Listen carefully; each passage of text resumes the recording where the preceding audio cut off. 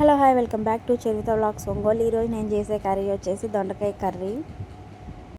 చాలామంది దొండకాయ కూర ఇష్టపడరు, నాకైతే దొండకాయ కూర అన్న ఫ్రై అన్న చాలా ఇష్టం. ఇంకా మనమైతే వీడియో స్టార్ట్ చేద్దాం. ఫస్ట్ ఒక బాండీ పెట్టుకొని ఆయిల్ వేసుకోవాలి. ఆయిల్ హీట్ ఎక్కాక తాలింపు గింజలు వేసుకోవాలి. తాలింపు గింజలు చిటపటలాడేటప్పుడే ఉల్లిపాయలు వేసుకోవాలి, కట్ చేసుకున్నవి. నేనైతే ఒక ఉల్లిపాయ అయితే తీసుకున్నా. ఇంకా తర్వాత పచ్చిమిర్చి, ఒక 2 పచ్చిమిర్చి అయితే వేసుకున్నా. ఇంకా నెక్స్ట్ వచ్చేసి మనం సన్నగా కట్ చేసుకున్న దొండకాయలు అయితే నూనెలో వేసుకోవాలి. ఒక దొండకాయని అంటే 4 సైడ్లా కట్ చేస్తాను. అలా కట్ చేస్తే సన్నగా ఉంటాయి, తొందరగా వేగుతాయి.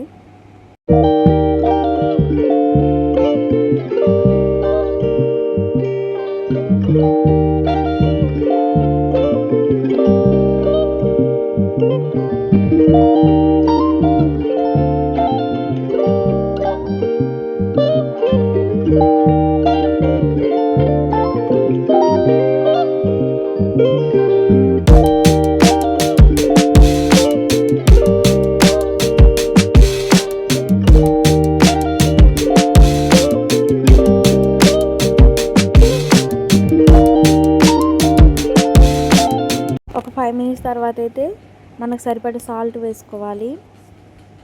ఇంకా సాల్ట్ వేసుకొని బాగా కలతిప్పి ఒక 5 మినిట్స్ అయితే, సాల్ట్ ఫస్ట్లో వేసే కంటే ఒక 5 మినిట్స్ మగ్గాకైతే తర్వాత వేసుకుంటే అయితే ఇంకా చక్కగా మగ్గుతాయి. ఫస్ట్ అయితే కొంచెం వేగాలి కాబట్టి అలా అయితే వదిలేసాను. ఇంకా సాల్ట్ బాగా కలిసాక ఇంకా తర్వాత మూత పెట్టుకోవాలి. ఒక 5 మినిట్స్ మూత పెట్టుకొని వెయిట్ చేయండి. తర్వాత మళ్ళీ ఇంకా 5 మినిట్స్ తర్వాత మూత తీసి మనం కట్ చేసి పెట్టుకున్న టమాటాలు అయితే వేసుకోవాలి. నేను ఇక్కడైతే 3 టమాటాస్ అయితే తీసుకున్నాను. ఇంకా టమాటాస్ దొండకాయలు అన్నీ కలుపుకోవాలి.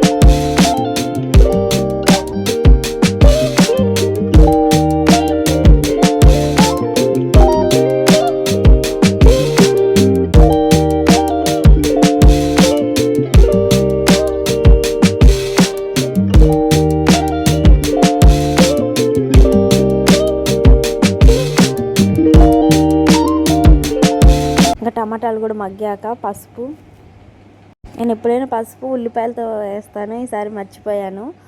ఉల్లిపాయలు వేగేటప్పుడే పసుపు వేస్తే చక్కగా మగ్గిపోద్ది. ఇంకా మర్చిపోయా కాబట్టి పసుపు, ఇంకా అలాగే 2 స్పూన్స్ కారం అయితే వేసుకుంటున్నాం.